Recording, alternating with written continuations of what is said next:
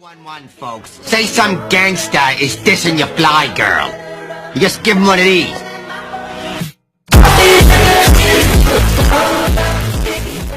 What is going on, ladies and gentlemen, boys and girls? It is P-Dog Shot You here, and today I've got some terrible Fallout gameplay in the background. Ignore that.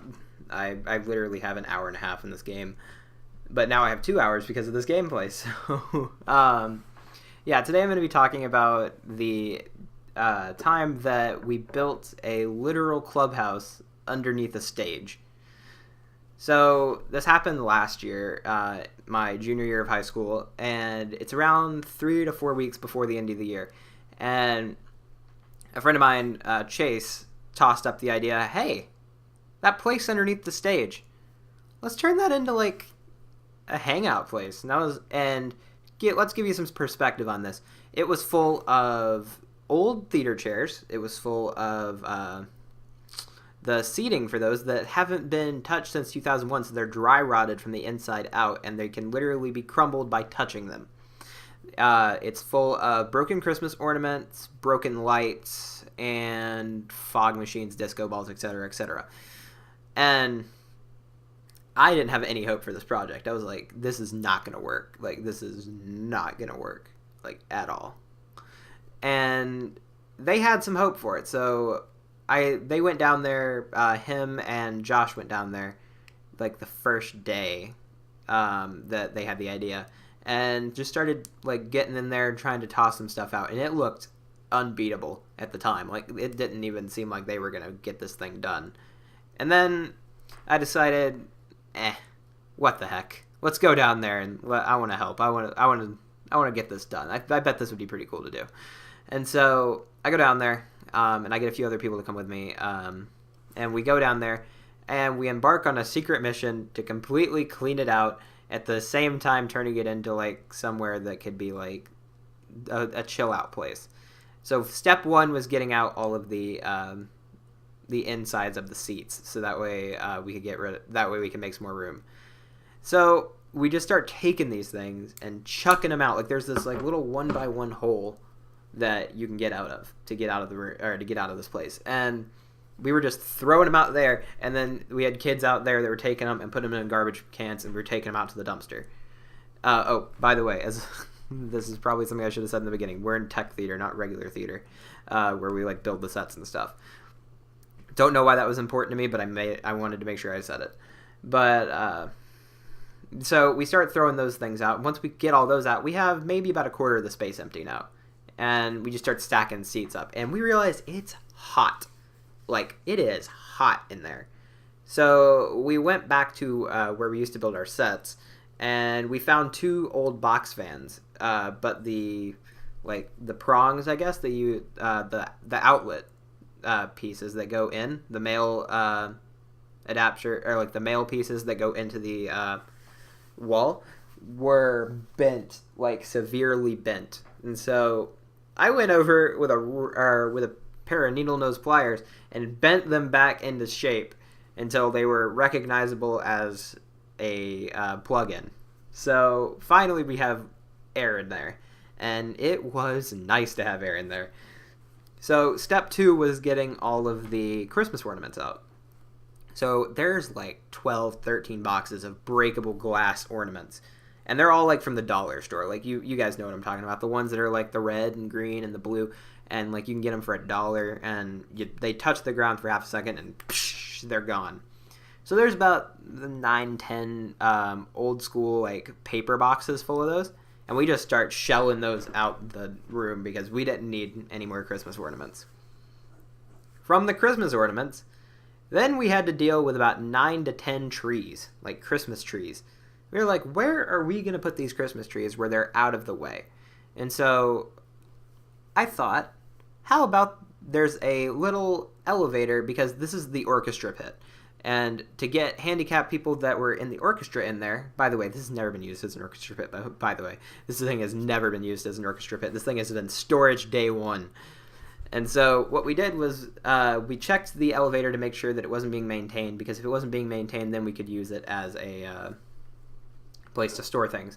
and it hasn't been checked since 2003. So I was like, all right, we can use this.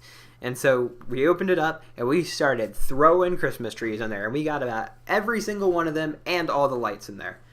And that was a big accomplishment. The door barely shut, but we got them in there. Then we had to get the footlights out and move them into a better space because they were in the middle of the floor.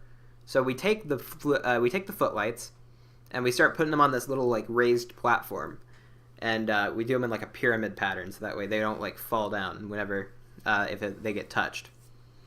And then we pretty much had the area clean, and then it was time to put in the decorations.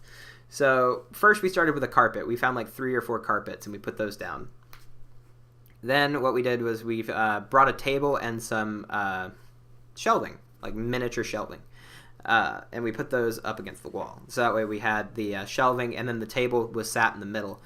And we grabbed some like lighting and ornament, or like the Christmas lights, and then like some regular lights. And we just started coiling them around everything to try to make it semi-lit.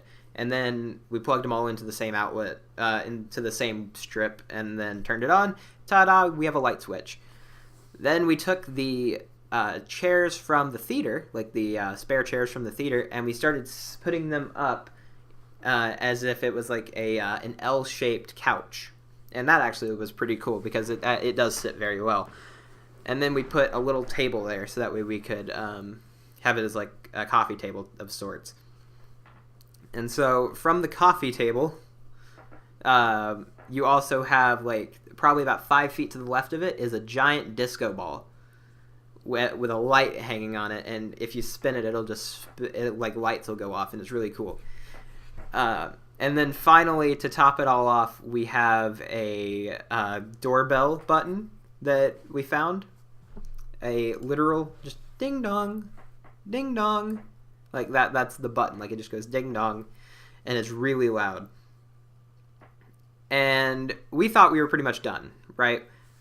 And then we leave after we've finished it all, and we were like, all right, we're done. Well, we come back another day, and we realize there's something here that wasn't here before.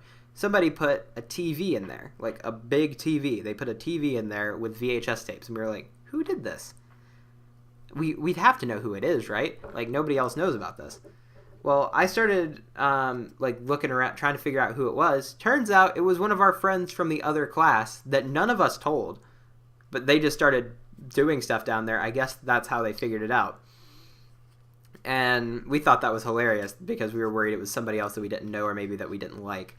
And so that was like our big concern. Excuse me.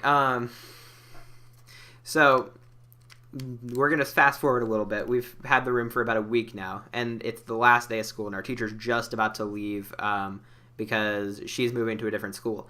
And so it's the last day for our teacher, and we go, hey, let us show you something. And so we took her down there underneath the stage, and I've never heard a teacher laugh that hard at something we've done, or at something a student's done. Like, she was so, like, confused, but in a funny way, that's what we were doing the entire time. Because we just told her every time we went down there, we were just cleaning. That's all we're doing is cleaning. No big deal. Just cleaning. I mean, that's what we were doing to an extent. We weren't lying. Just cleaning. And yeah, so the only thing that she told us was to respect the room. So like that literally means just don't have sex in it and don't have drugs in there, which we weren't going to do either way. I thought this is notable. This is very notable. So it's this entire area that I just described to you. And then in the very back, there's a little vent. And it's almost like a maze in there.